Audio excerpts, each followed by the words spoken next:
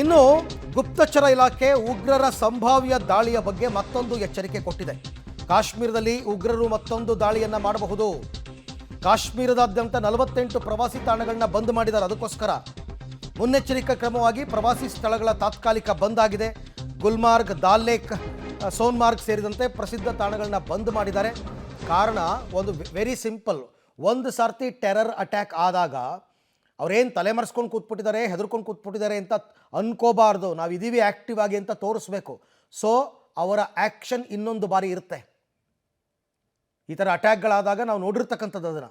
ಹಾಗಾಗಿ ಗುಪ್ತಚರ ಇಲಾಖೆಯವರು ಎಚ್ಚರಿಕೆ ಕೊಟ್ಟಿದ್ದಾರೆ. ಈಗಾಗಲೇ ಜಮ್ಮು ಕಾಶ್ಮೀರಕ್ಕೆ ಹೋಗೋ ಪ್ರವಾಸಿಗರ ಸಂಖ್ಯೆನೇ ಕಡಿಮೆ ಆಗಿಬಿಟ್ಟಿದೆ ಬಿಡಿ. ಆದರೂ ಬರೋ ಪ್ರವಾಸಿಗರು ಬಿ ಕೇರ್ಫುಲ್. ಆಮೇಲೆ ನಿಮಗೆ ಅಲ್ಲಿ ಪ್ರವಾಸಿ ತಾಣಗಳನ್ನ ಬಂದ್ ಮಾಡಿದ್ಮೇಲೆ ಏನು ಕೆಲಸ? ಅವರಿಗೆ ವಾಪಸ್ ಬರ್ತಾರೆ. ಈ ಬಗ್ಗೆ ಮತ್ತಷ್ಟು ಮಾಹಿತಿ ನನ್ನ ಕೊಲೀಗ್ ಶಬೀರ್ ಅವರಿಂದ ಪಡ್ಕೊಳ್ಳೋಣ. ಶಬೀರ್, ಈಗ ಬರ್ತಿರೋ ಮಾಹಿತಿ ಪ್ರಕಾರ 48 ಪ್ರವಾಸಿ ತಾಣಗಳನ್ನ ಬಂದ್ ಮಾಡಿದ್ದಾರೆ. ಜೊತೆಗೆ ಸಂಭಾವ್ಯ ದಾಳಿ ಇನ್ನೊಂದು ಬಾರಿ ನಡಿಬೋದು ಅಂತಕ್ಕಂಥ ಎಚ್ಚರಿಕೆಯನ್ನು ಇಂಟೆಲಿಜೆನ್ಸ್ ಅವರು ಕೊಟ್ಟಿದ್ದಾರೆ. ಸೊ ಅಲ್ಲಿನ ಪರಿಸ್ಥಿತಿ ಹೇಗಿದೆ ಈ ಸಂದರ್ಭದಲ್ಲಿ ಅಂತ? ಖಂಡಿತವಾಗ್ಲೂ ಅರವಿಂದ್, 48 ಸ್ಥಳಗಳನ್ನ ಈಗ ಬ್ಯಾನ್ ಮಾಡುವಂತ ಕೆಲಸವನ್ನ ಮಾಡಲಾಗಿರುವಂತದ್ದು. ತಾತ್ಕಾಲಿಕವಾಗಿ ಅಲ್ಲಿ ಪ್ರವಾಸಿಗರಿಗೆ ನಿರ್ಬಂಧ ಹೇರುವಂತಹ ಕೆಲಸವನ್ನ ಕೂಡ ಮಾಡಲಾಗಿದೆ. ಮುಖ್ಯವಾಗಿ ಗುಲ್ಮಾರ್ಗ್, ಸೋನ್ಮಾರ್ಗ್ ಅಂತೆ ಈ ರೀತಿಯಾದಂತಹ ಪ್ರದೇಶಗಳಿದ್ದಾವೆ. ಈ ಪ್ರದೇಶಗಳಲ್ಲಿ ಈಗ ಪ್ರವಾಸಿಗರನ್ನ ನಿರ್ಬಂಧಿಸುವಂತ ಕೆಲಸವನ್ನ ಮಾಡಲಾಗ್ತಾ ಇದೆ. ಅದಕ್ಕೆ ಕಾರಣ ಏನು ಅಂದ್ರೆ, ಪಹಲ್ಗಾಮ್ನಲ್ಲಿ ಭಯೋತ್ಪಾದಕ ದಾಳಿಯಾದ ಬೆನ್ನಲ್ಲೇ ಪ್ರವಾಸಿಗರ ಒಂದು ಟಾರ್ಗೆಟ್ ಏನಿತ್ತು ಅಥವಾ ಅವರು ಭೇಟಿ ನೀಡುವಂತ ಸ್ಥಳ ಏನಿತ್ತು ಅದು ಸೋನ್ಮಾರ್ಗ್ ಮತ್ತೆ ಗುಲ್ಮಾರ್ಗ್ ಕಡೆಗೆ ಶಿಫ್ಟ್ ಆಗಿತ್ತು. ಯಾಕಂದ್ರೆ ಈ ಪ್ರದೇಶ ಸೇಫ್ ಅಲ್ಲ ಅನ್ನುವಂಥದ್ದು ಆದ್ಮೇಲೆ ಈ ಭಾಗಗಳಿಗೆ ಹೋಗಿ ಬಂದಂತ ಪ್ರವಾಸಿಗರು ತಮ್ಮ ಪ್ರವಾಸವನ್ನು ಅನುಭವಿಸಿ ಮತ್ತೆ ವಾಪಸ್ ಹೋಗುವಂತ ಕೆಲಸವನ್ನ ಮಾಡ್ತಾ ಇದ್ರು. ಆದ್ರೆ ಅಲ್ಲೂ ಕೂಡ ಸಂಭಾವ್ಯ ದಾಳಿ ನಡೆಯುವಂತ ಸಾಧ್ಯತೆಗಳಿದೆ ಅನ್ನುವಂತ ನಿಟ್ಟಿನಲ್ಲಿ ಈಗ ಗುಪ್ತಚರ ಇಲಾಖೆಯಿಂದ ಮಾಹಿತಿ ಬಂದಿರುವಂತದ್ದು. ಹೀಗಾಗಿ ಜಮ್ಮು ಮತ್ತು ಕಾಶ್ಮೀರ ಸರ್ಕಾರ ಏನಿದೆ 48 ಪ್ರದೇಶಗಳನ್ನ, ಈ ಪ್ರವಾಸಿ ತಾಣಗಳನ್ನ ಈಗ ಸದ್ಯಕ್ಕೆ ತಾತ್ಕಾಲಿಕವಾಗಿ ನಿರ್ಬಂಧಿಸುವಂತ ಕೆಲಸವನ್ನ ಕೂಡ ಮಾಡಲಾಗಿದೆ.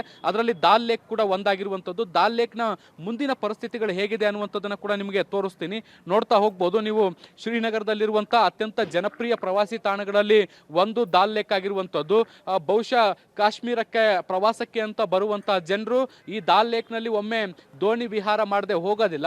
ದೋಣಿ ವಿಹಾರ ಮಾಡದೆ ಬಹುಶಃ ಒಂದು ಪ್ರವಾಸವೂ ಕೂಡ ಅರ್ಧ ಅನ್ನುವಂಥ ನಿಟ್ಟಿನಲ್ಲಿ ಪರಿಗಣಿಸಲಾಗುತ್ತೆ. ಹೀಗಾಗಿ ಬಹುತೇಕ ಎಲ್ಲ ಪ್ರವಾಸಿಗರು ಬಂದು ಇಲ್ಲಿರುವಂಥ ದೋಣಿಗಳಲ್ಲಿ ಕೂತು ಒಂದು ಸುತ್ತು ಇಡೀ ದಾಲ್ ಲೇಕನ್ನು ಹಾಕ್ತಾರೆ. ನೋಡಿ, ಬಹಳಷ್ಟು ಜನ ಇಲ್ಲೆಲ್ಲ ಬೋಟ್ ಹೌಸ್ಗಳೇನಿದಾವೆ, ರಾತ್ರಿ ಬೋಟ್ ಹೌಸ್ಗಳಲ್ಲಿ ಉಳ್ಕೊಳ್ಳಿಕ್ಕೆ ಪ್ರಯತ್ನವನ್ನ ಮಾಡ್ತಾರೆ ಅಥವಾ ಇಷ್ಟವನ್ನ ಪಡ್ತಾರೆ. ಅದಾದ ಮೇಲೆ ಇಲ್ಲೆಲ್ಲವೂ ಕೂಡ ದೋಣಿ ವಿಹಾರವನ್ನ ಮಾಡ್ಲಿಕ್ಕೂ ಕೂಡ ಬಯಸ್ತಾರೆ. ಆದ್ರೆ ಇವತ್ತು ಪರಿಸ್ಥಿತಿ ಸಂಪೂರ್ಣವಾಗಿ ಭಿನ್ನವಾಗಿರುವಂತದ್ದು. ನೋಡಿ, ಈಗ ಮಧ್ಯಾಹ್ನ 12:30 ಆದ್ರೂ ಕೂಡ ಪ್ರವಾಸಿಗರ ಸಂಖ್ಯೆ ಬಹಳಷ್ಟು ವಿರಳ ಅಂತ ಹೇಳ್ಬೋದು. ಎಲ್ಲೂ ಕೂಡ ನೋಡ್ಲಿಕ್ಕೆ ಸಿಗ್ತಾನೂ ಇಲ್ಲ ಅಂದ್ರೂ ಕೂಡ ಬಹುಶಃ ತಪ್ಪಾಗ್ಲಿಕ್ಕಿಲ್ಲ. ನೋಡಿ, ಎಲ್ಲಾ ಬೋಟ್ಗಳು ಕೂಡ ಖಾಲಿ ನಿಂತ್ಕೊಂಡಿರುವಂಥದ್ದು. ಸಾಮಾನ್ಯ ದಿನಗಳಲ್ಲಾದ್ರೆ ಪರಿಸ್ಥಿತಿ ಭಿನ್ನವಾಗಿರುತ್ತೆ. ಇಲ್ಲಿ ಬೋಟ್ಗಳು ಕೂಡ ಸಿಗಲ್ಲ, ಸಾಕಷ್ಟು ಡಿಮ್ಯಾಂಡ್ ಕ್ರಿಯೇಟ್ ಆಗುತ್ತೆ, ಪ್ರೈಸ್ಗೆ ಹೆಚ್ಚು ಹಣವನ್ನು ಪಾವತಿ ಮಾಡಿ ಹೋಗ್ಬೇಕಾದಂಥ ಅನಿವಾರ್ಯತೆಗಳು ಕೂಡ ಇರ್ತವೆ. ಸೊ ಹಾಗಾಗಿ ಇವತ್ತಿನ ಸಿಚುವೇಶನ್ಸ್ಗಳನ್ನು ನಾವು ನೋಡ್ತಾ ಹೋದ್ರೆ ಇವತ್ತಿನ ಸಿಚುವೇಶನ್ಸ್ಗಳು ಸಂಪೂರ್ಣವಾಗಿ ಭಿನ್ನವಿದ್ದಾವೆ. ಪ್ರವಾಸಿಗರು ಇಲ್ಲದೆ ಬಣಗುಡುವಂಥ ಸನ್ನಿವೇಶಗಳು ಕೂಡ ನಿರ್ಮಾಣ ಆಗಿರುವಂಥದ್ದು.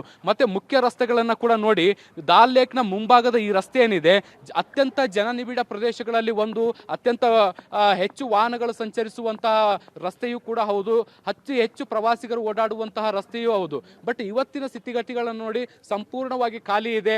ಅಲ್ಲಲ್ಲಿ ಜಮ್ಮು ಕಾಶ್ಮೀರ ಪೊಲೀಸರು ಭದ್ರತೆಗೆ ವಾಹನಗಳನ್ನು ನಿಯೋಜನೆ ಮಾಡಿದ್ದಾರೆ, ಭದ್ರತಾ ಸಿಬ್ಬಂದಿಗಳನ್ನ ನಿಯೋಜನೆ ಮಾಡಿದ್ದಾರೆ. ಜಮ್ಮು ಕಾಶ್ಮೀರ ಪೊಲೀಸರು ಎಲ್ಲಾ ಭಾಗದಲ್ಲೂ ಕೂಡ ಹದ್ದಿನ ಕಣ್ಣನ್ನು ಇಡುವಂತ ಕೆಲಸವನ್ನ ಮಾಡಿದ್ದಾರೆ.